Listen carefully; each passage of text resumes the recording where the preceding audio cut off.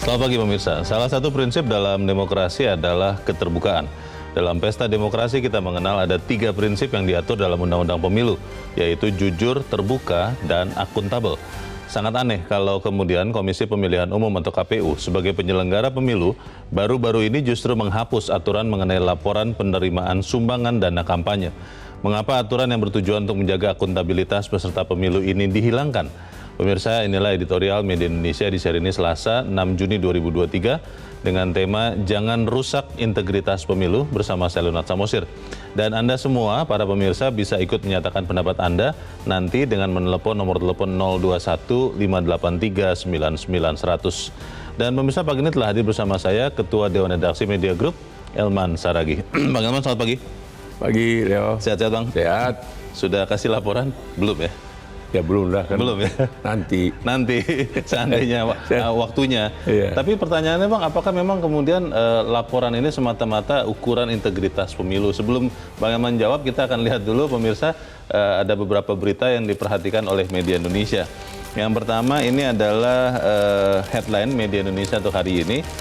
MK ini adalah Mahkamah Konstitusi, jangan bikin kacau pemilu. Ini maksudnya terkait apa ini, Bang Elman? Ya, ini menyangkut tentang sistem proporsional Terbuka atau tertutup? Terbuka atau tertutup. Jadi kan sejak 2009 kan kita kan sudah sistem proporsional terbuka.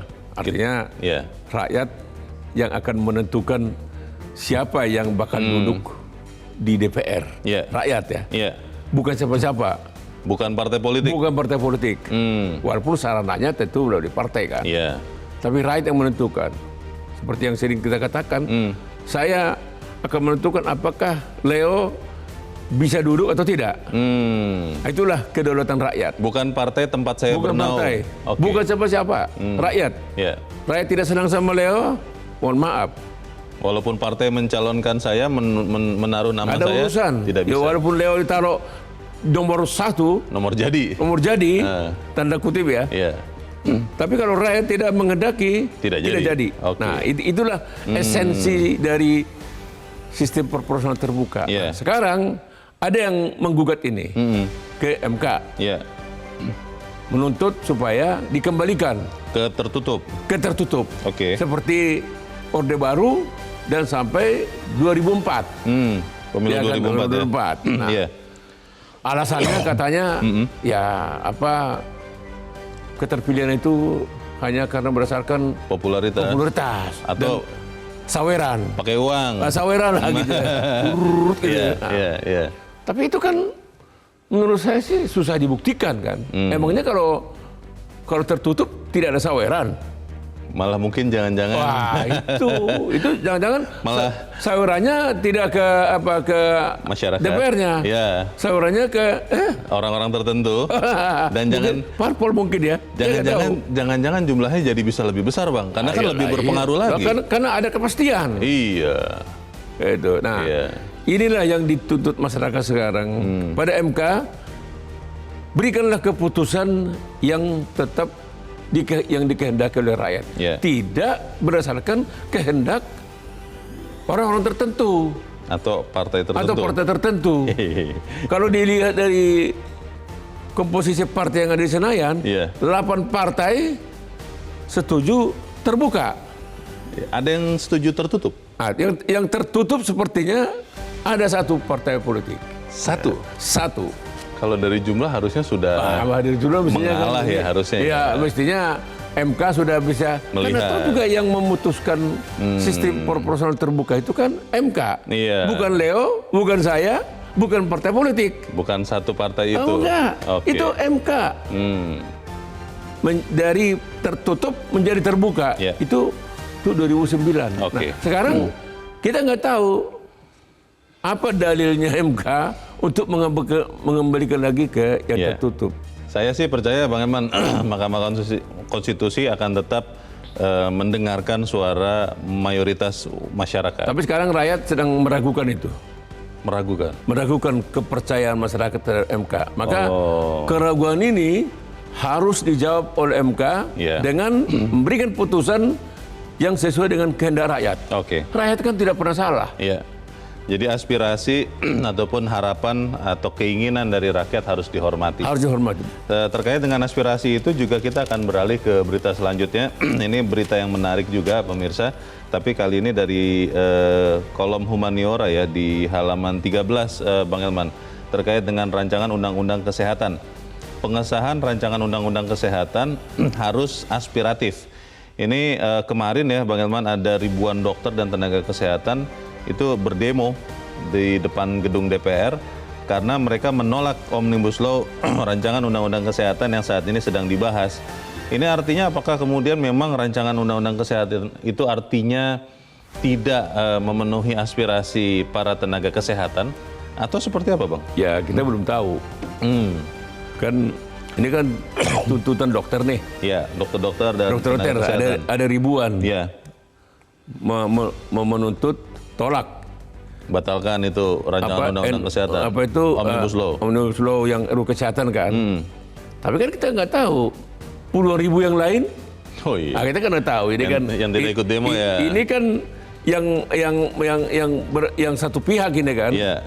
Katanya mereka ya ada menduga ini mungkin jangan-jangan karena RUU ini akan memangkas apa namanya itu organisasi profesi katanya. Profesi itu kan. Kita nggak tahu. Oh. Tapi sudah dijawab oleh anggota DPR Irma Caniago.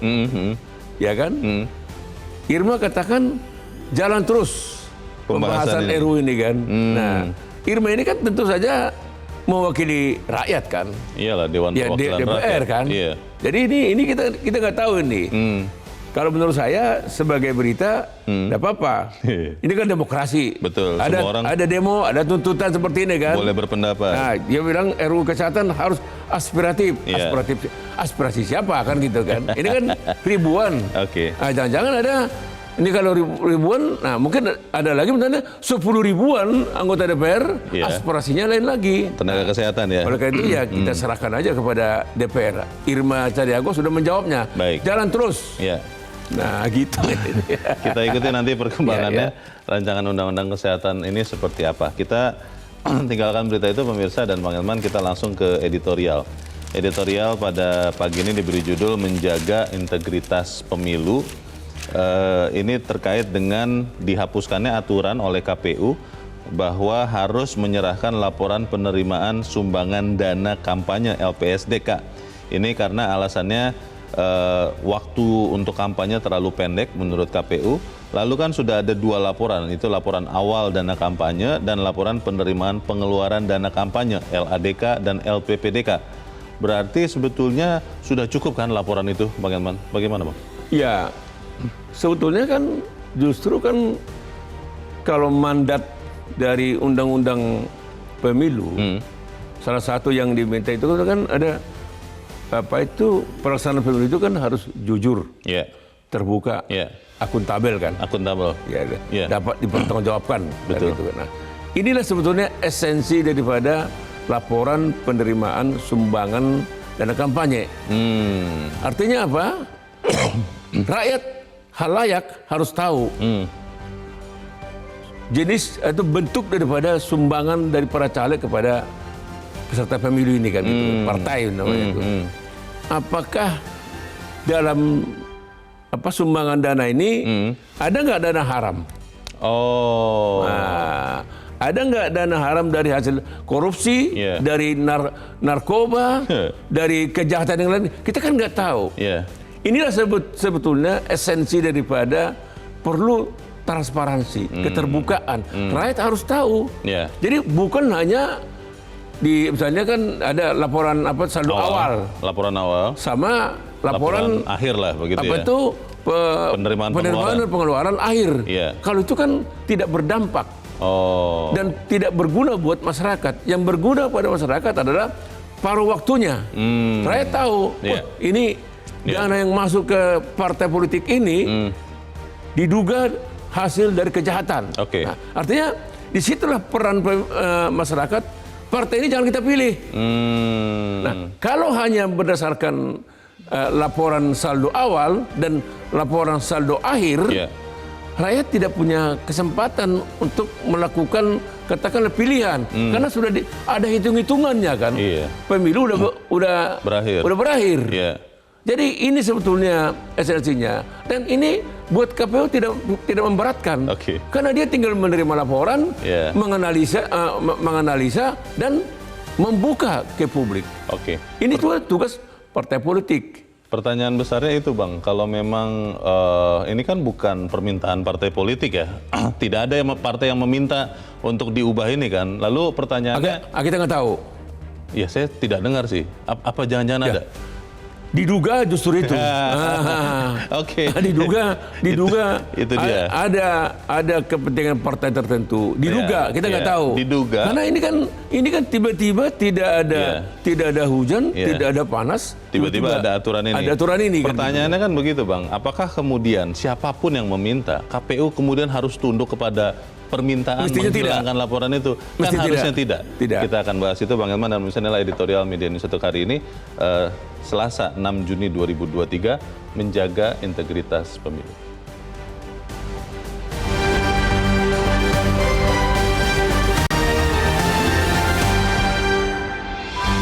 Jangan rusak integritas pemilu.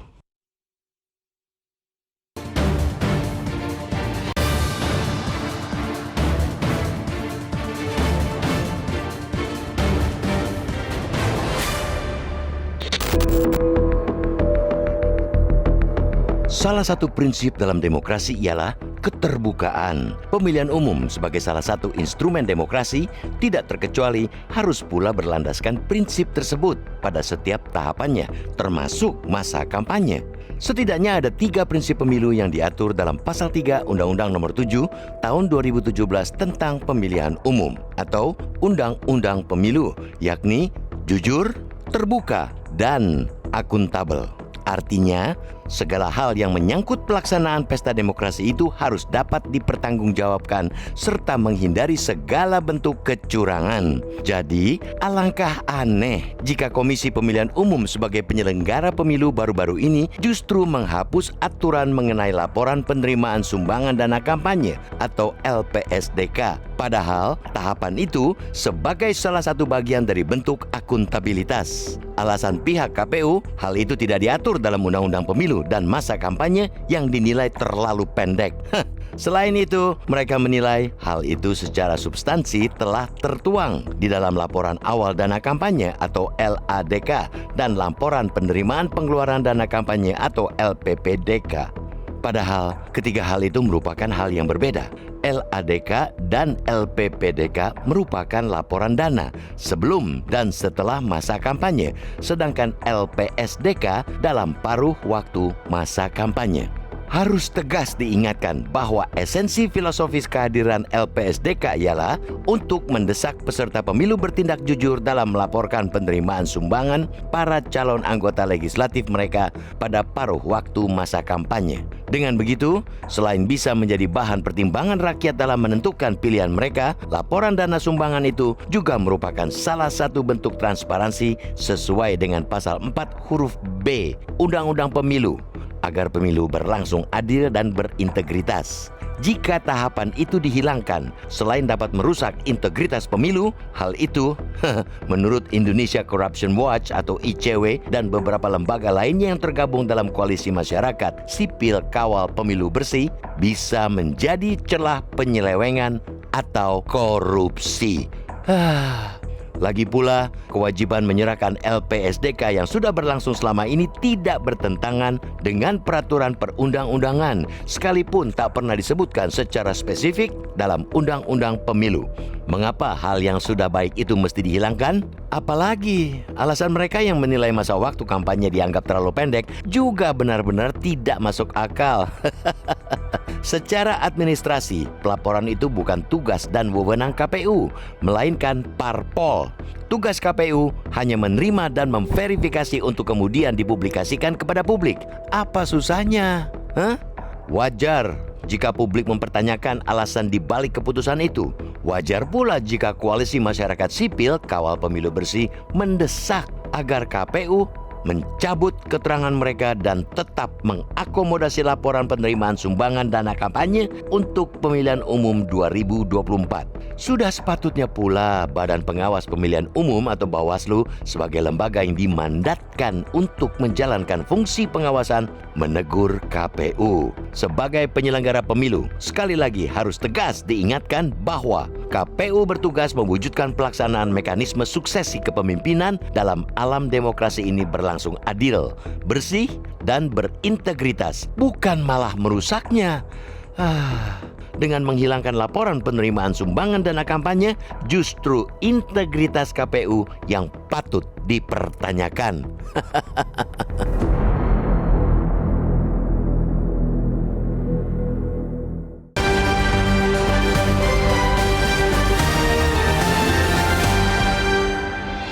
Di bagian berikut Anda bisa ikut menyatakan pendapat Anda terkait dengan editorial pagi ini. Pemirsa, untuk saat ini tetap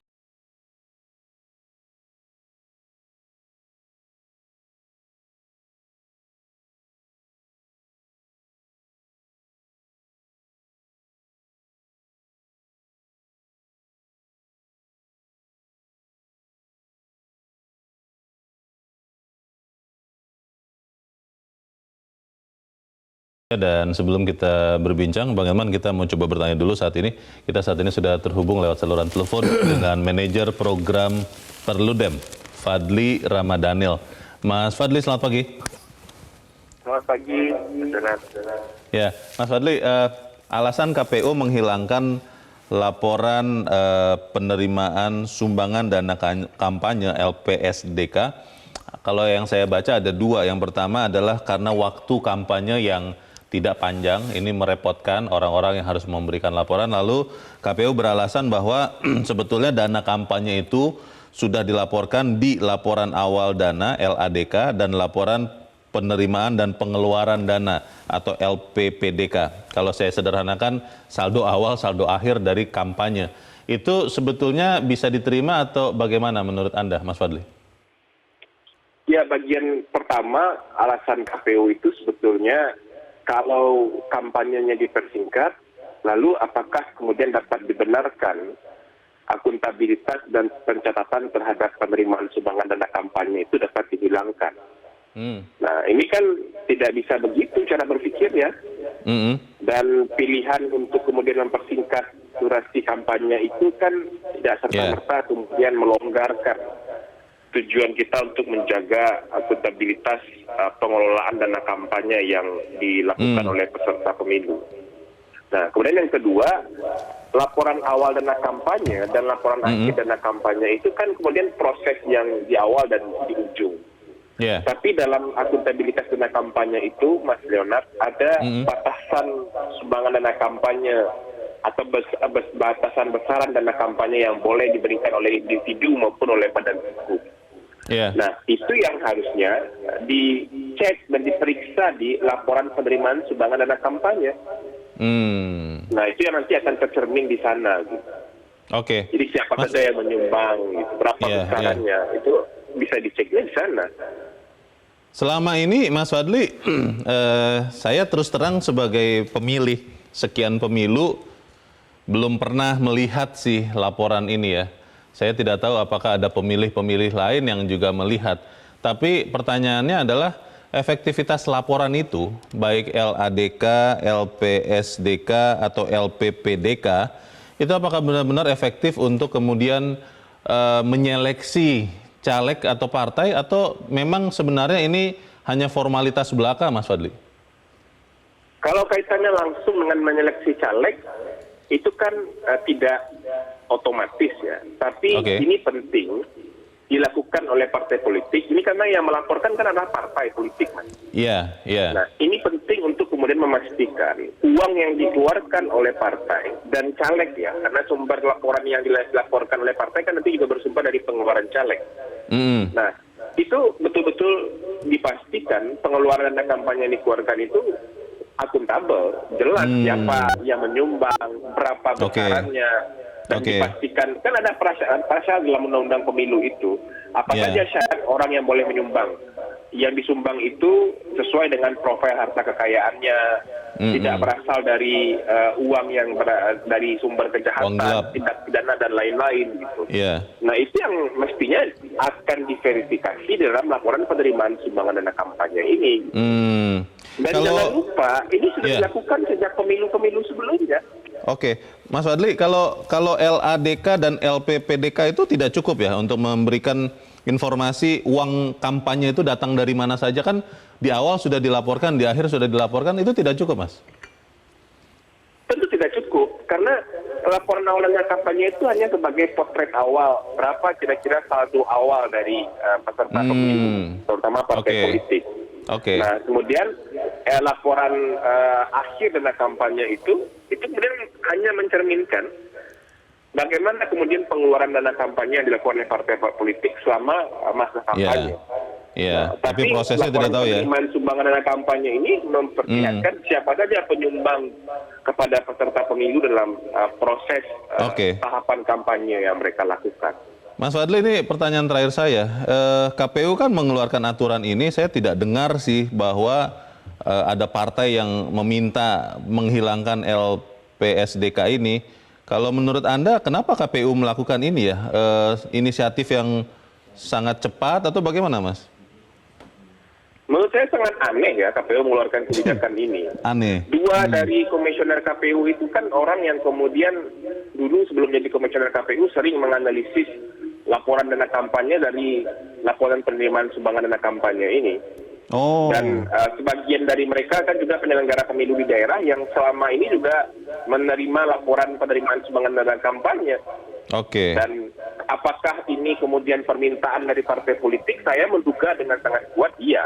Karena kan trennya penyelenggara pemilu sekarang, terutama KPU kan mengikuti maunya partai politik kan.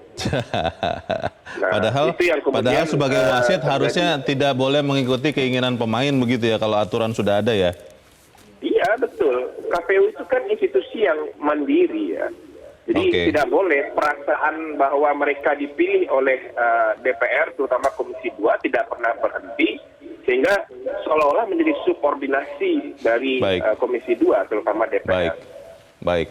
Kita ikuti nanti seperti apa prosesnya setelah ini. Untuk saat ini terima kasih Manajer Program Perludem, Fadli Ramadhanil sudah mencerahkan kami. Selamat pagi, Mas Fadli. Bang Eman, singkat saja sebelum kita jeda, kalau peraturan KPU ini tidak diubah, efeknya seperti apa sih, Bang? Begini, Leo. Ini kan, tadi kan Leo kan bertanya. Alasan KPU kan kampanyenya singkat. Waktu kampanye singkat. 75 hari kan. Iya. Justru singkatnya itu, kita khawatir belanja kampanye itu akan jor-joran. Wah, itu nggak terkontrol itu. Lebih habis-habisan daripada kampanye yang lebih panjang. Kampanye misalnya setengah tahun, itu kan mudah kita mengikutinya. Tapi kalau 75 hari, justru belanja kampanye itu jor-joran. Kilat begitu ya. Terus seperti yang dikatakan oleh Bung Fadli tadi kan, bagaimana kita bisa mengontrol dana-dana para yang diberikan oleh para caleg itu, dana-dana yang betul-betul bersih. Bagaimana kita tahu itu dana-dana haram gitu kan? Kita kan nggak tahu karena kita masyarakat juga sibuk, pemainnya juga sibuk. Udah, itu saya katakan pasti akan jor-joran. 75 hari itu singkat. Apapun akan dilakukan. Jadi start awal dia sudah akan speed yang paling cepat. Nggak ada pakai gigi satu itu. Jadi itu bisa jadi tidak ada saringan bahwa dana-dana kotor pun akan segera masuk. Disinilah pentingnya ada laporan penerimaan sumbangan dana kampanye. Ini akan dilaporkan oleh peserta pemilu dan akan dianalisa oleh KPU dan akan diumumkan kepada masyarakat. Masyarakat pun tahu, ini nggak mungkin nih. Si Leo kita kan nggak tahu nih. Ini kan miskin sebetulnya orang ini. Kok sampai dia belanja kampanye sampai 30 M? Dan itu di tengah proses kampanye. Belum berakhir. Tidak di akhir. Kalau di akhir nggak ada gunanya. Semua sudah usai. Yang tinggal kita tunggu adalah hasil pemilunya, menang atau kalah kan gitu. Pertanyaannya Bang Elman, kalau kemudian banyak masyarakat termasuk kita yang mempertanyakan aturan KPU ini, tapi peraturannya kemudian tidak berubah, tetap saja dihapuskan LPSDK, bagaimana kualitas pemilu? Kita akan bahas di bagian berikut dan pemirsa tetap bersama kami, editor.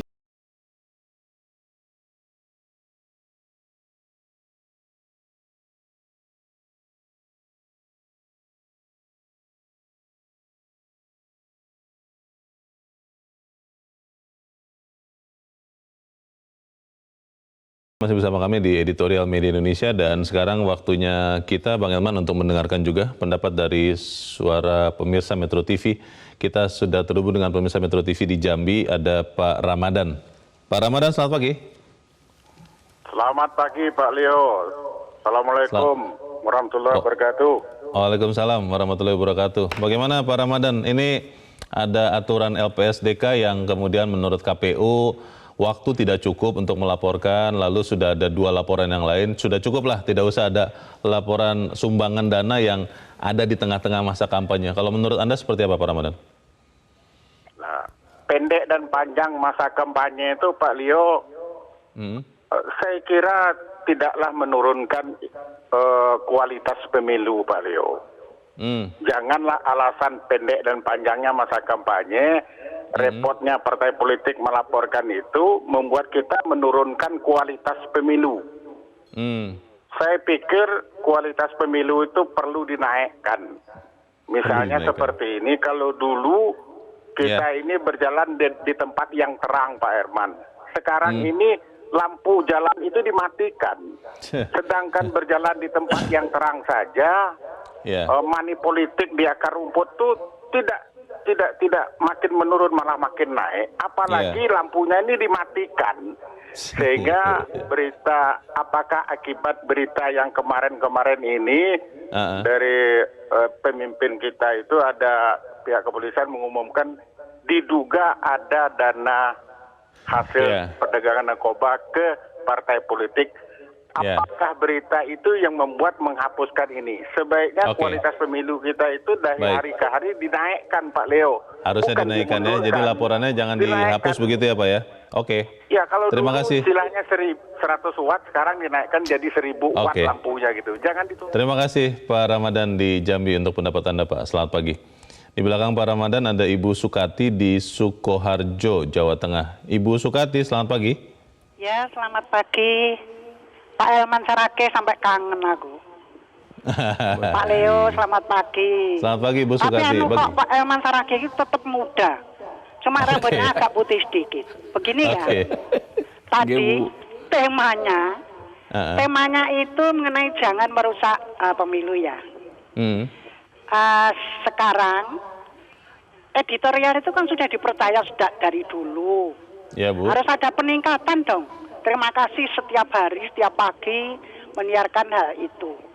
Kemudian sesuai aturan itu dilaksanakan saja, jangan mau dirubah-rubah dari alasan untuk laporan dana tadi loh.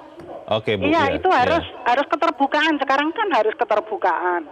Masa itu akan dihilangkan. Jaga dong kualitas tema daripada editorial. Kemudian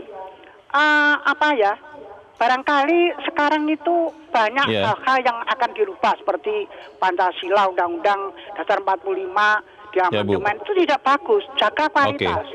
Kemudian jangan sampai merusak adanya pemilu yang akan datang yang kurang sebentar tahun 24. Selamat pagi Pak Elman Sarake. Wah, gagah terus sih Pak Elman ini. Baik, terima kasih Bu Sukati di Sukoharjo, Jawa Tengah untuk pendapat Ibu. Selamat pagi Bu. Di belakang Ibu Sukati ada Pak Ahmad di Konawe Selatan, Sulawesi Tenggara. Pak Ahmad, selamat pagi. Ya, selamat pagi.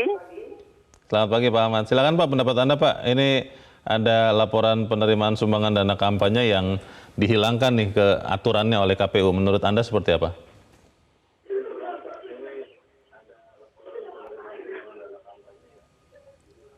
Ya, halo. Ya, silakan Pak, langsung Pak. Iya, menurut saya aturan KPU yang berubah-ubah ini sangat tidak rasional Pak, karena ibarat permainan bola, KPU adalah wasit. Kalau wasit menentukan aturan-aturan, itu kan tidak etis namanya. Jangan sampai kita berdemokrasi setiap tahun politik dirubah. Jadi masyarakat itu tidak mempunyai pegangan, kepastian gitu. Ya. Jadi mohon diperingatkan kepada penyelenggara KPU itu. Oke, terima kasih Pak Ahmad di Konawe Selatan, Sulawesi Tenggara, Pak, untuk pendapat Anda. Selamat pagi, Pak Ahmad. Kalau kita pakai pendapat 3 pemirsa ini, Bang Elman, sebagai gambaran dari pendapat masyarakat, apakah kemudian KPU memang ya sudah jalan saja dengan peraturannya sekarang, LPSDK itu tidak perlu karena sudah ada 2 laporan lain, atau memang KPU sebaiknya mendengarkan aspirasi masyarakat? Dia harus mendengar. Harus ya? Harus mendengar. Kan sebetulnya kan begini, Leo. Ya. Kan kualitas pemilu itu harus dari waktu ke waktu kan harus ditingkatkan kualitasnya. Yeah. Jadi tidak boleh, katakanlah hari ini kualitasnya sudah 7, diturunkan menjadi 6. Dari 7 menjadi 8, 9, 10. Dan itulah optimalisasi penyelenggaraan pemilu yang berkualitas kan gitu. Nah, sebetulnya sebagai wasit, KPU sebagai wasit, laporan penerimaan sumbangan dana kampanye ini sebetulnya kan alat dia kan, alat bantu KPU untuk melihat apakah semua dana-dana kampanye ini berasal dari yang bersih kan, yang gitu. Legal ya, yang legal, yang clear. Ini kan penting. Kalau katakanlah begini kan, seperti bola ya, nonton bola kan. Ketika ada dispute, susah untuk dia apa? Makanya wasit kan lihat video kan. Sekarang ada bantuan VAR itu, video assist. Jadi situlah dia akan menentukan, oh dia itu memang harus penalti. Itu tidak penalti kan gitu. Dan video itu adalah LPSDK. LPSDK salah satu kan. Jadi ini sebetulnya alat bantu dia. Loh, kok malah ada alat bantu yang mempermudahkan dia, kok malah dihilangkan. Sehingga kan orang bertanya, mengapa alat bantu ini kan seperti yang dikatakan oleh pemirsa tadi kan, ini kan seperti lampu penerangan jalan. Betul. Supaya terang benderang, orang terang benderang aja bisa terjatuh kita. Apalagi gelap-gelap. Ini kan sepertinya kan KPU ini mohon maaf, tanda kutip mungkin dia memang pingin main gelap-gelapan ini kan. Akhirnya dugaan seperti itu jadi muncul. Tafsir itu mungkin. Jadi tafsir itu muncul kan. Kenapa? Karena kalau saya lihat beberapa di antara komisioner KPU itu kan sudah berpengalaman sebagai penyelenggara pemilu. Betul. Sehingga mereka sudah tahu faedah daripada LPSDK ini. Tadi Mas Fadli juga sudah sebut, Bang, beberapa komisioner malah sebelumnya tuh tugasnya atau kebiasaannya adalah memperhatikan LPSDK. Makanya, jadi sebetulnya kan LPSDK ini kan akan membantu dia. Jadi kalau dikatakan ini rumit, karena cepat, akan bertele-tele, dia bilang, teknologi sekarang ini kan sangat mumpuni untuk membantu kita semua. Kan kita tidak lagi menghitung pakai begini. Tidak manual lagi. Sudah semua sudah pakai manual kan. Tidak manual kan. Sudah otomatis semua kan. Jadi saya nggak tahu ini tiba-tiba muncul dari mana ilhamnya. Dari mana ini. Sehingga jangan salahkan kalau masyarakat menduga-duga. Ini jangan-jangan ini ada permintaan. Kita nggak tahu apakah dari permintaan dari Leo, apakah dari permintaan dari partai politik, dan kalau partai politik mana? Karena saya baca di salah satu koran, PAN malah mendesak tetap harus ada LPSDK ini. Nah, jadi berarti kita nggak tahu nih. Yang mana nih? Partai mana ini kan? Kalau ada. Karena jangan-jangan KPU-nya dapat ilham, Bang. Nah, saya nggak tahu. Tapi kan menurut saya seperti yang saya katakan tadi itu kan. Kan ini alat bantu. Betul. apa yang salah? Mudaratnya tidak ada, manfaatnya banyak, terus dihilangkan. Makanya kalau menurut saya, KPU malah mencari lagi alat bantu apa lagi yang bisa kita gunakan supaya kualitas pemilu ini. Jadi akuntabilitasnya ini bisa betul dipertanggungjawabkan. Kalau misalnya LPSDK ini tetap dihapus, karena kan KPU saat kita bicara ini kan aturannya masih begitu, Bang. Artinya nanti kalau memang ada dana-dana ajaib, dana-dana kotor, dana-dana gelap, mereka akan masuknya di tengah-tengah kampanye tuh, Bang ya. Mereka karena di awal kan nanti akan ketahuan, di akhir juga akan ketahuan, di tengah-tengah itu. Di awal itu namanya saldo awal.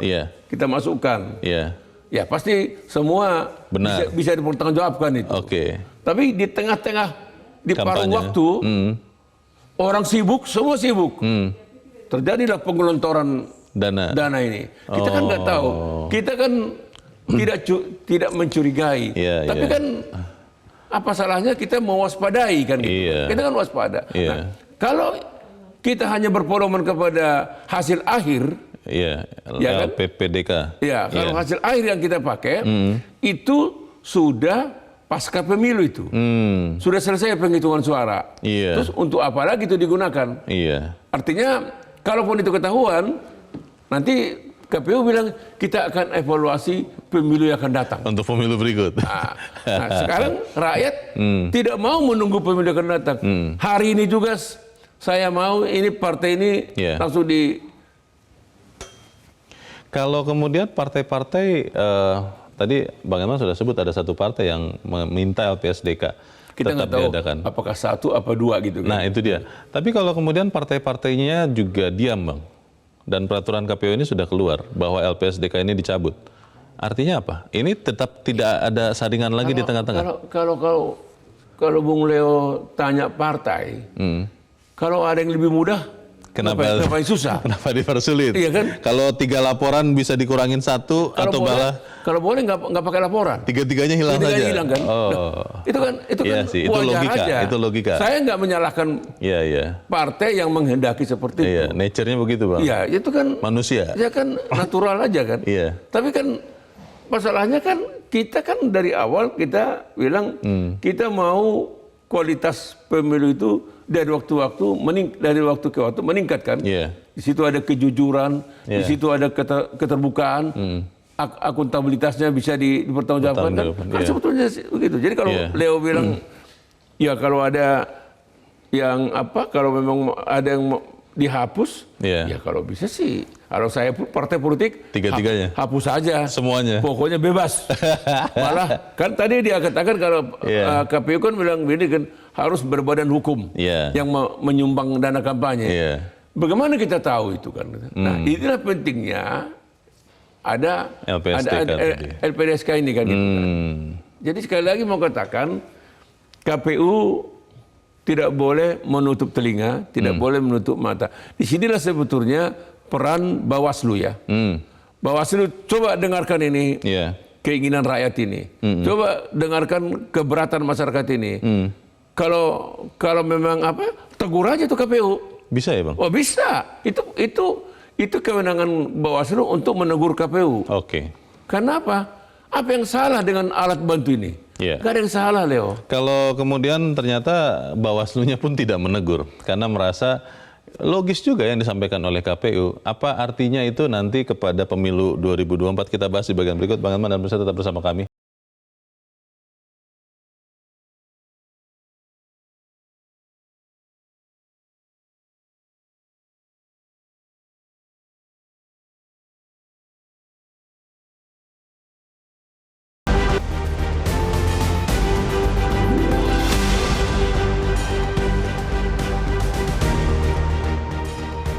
Terima kasih Anda masih bersama kami. Kita di bagian akhir dari diskusi kita pagi ini. Bang Elman, kita memang harus berprasangka baik bahwa KPU akan tetap menjalankan tugasnya. Tetapi kalau kemudian KPU tetap dengan keputusannya LPSDK dihapus, lalu Bawaslu pun yang kita harapkan mengingatkan, menegur KPU tidak juga menegur, artinya pemilu 2024 ini nanti akan bebas sekali orang untuk membiayainya, Bang. Bagaimana, Bang?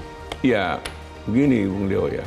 Kalau LPSDK ini tetap ditiadakan, jangan salahkan nanti, bukan tidak mungkin ini. Saya tidak berharap seperti itu. Akan terjadi penurunan partisipasi masyarakat memilih kan gitu. Ini dampaknya kan. Karena kan masyarakat kan tahu persis ini. Dan jangan Bung Leo anggap masyarakat tidak tahu arti LPSDK ini. Tahu betul dia. Melihat ya. Melihat. Karena masyarakat itu juga wasit yang baik. Ya. Sesungguhnya wasit yang benar yang tidak punya interest. Ya rakyat. Karena dia nggak digaji loh. Tapi dia berkepentingan untuk menegakkan kedaulatan kan. Menegakkan kejujuran, keadilan. Karena orang-orang yang akan dipilih ini nanti mewakili mereka juga, mewakili kita juga suaranya. Rakyat tidak mau yang mewakili dia itu loh tercemar. Tercemar uang haram. Atau dipertanyakan lah ya minimal ya Bang ya. Ya itu, pokoknya saya sebagai pemilih, saya tidak mau yang mewakili saya di Senayan adalah orang yang tercemar. Adalah orang yang tersentuh dana haram. Nah, inilah pentingnya nih. Dan nanti ya pasti bisa akan menimbulkan gugatan nanti. Menggugat lagi nanti di hasil pemilu ini. Akan ada rakyat yang menggugat. Saya tidak setuju hasil pemilu ini karena saya menduga parpol ini menerima dana ini. Gitu. Dan itu susah dibuktikan karena tidak ada LPSDK-nya itu, Bang? Ya, tapi kan namanya orang curiga. Bisa saja. Saya nggak yakin. Dan boleh menggugat. Boleh menggugat. Dia gampang aja. Saya tahu ini kok. Ini caleg ini miskin. Iya. Dari mana bisa? Saya dengar dia membelanjakan di dapil ini 30M. Dari mana itu? Dari mana itu? Saya tahu kok dia kok. Dari mana ini kata. Nah, ini yang sebetulnya betapa pentingnya LPSDK ini. Ini adalah untuk mengantisipasi. Sehingga kalau ada LPSDK ini, harapan saya orang tidak lagi berbicara tentang dana kampanye. Tetapi orang akan berbicara tentang kualitas daripada anggota dewan yang terpilih. Jadi kita tidak menggugat lagi nih. Tapi kalau nggak ada LPSDK, bagaimana rakyat tidak curiga? Aduh, ini berarti ini KPU ini akan meloloskan. Ini dugaan ya. Ini KPU ini jangan-jangan ingin meloloskan partai politik yang akan menggunakan dana haram nih. Kan baru-baru ini kan ada juga disebut-sebut di koran, di televisi, ada katanya partai politik yang dapat aliran. Katanya begitu. Katanya begitu. Saya tidak percaya ini. Tapi kan informasi itu kan berseliweran kan. Jadi oleh karena itu saya berharap KPU dengarkanlah. Kembalikan LPSDK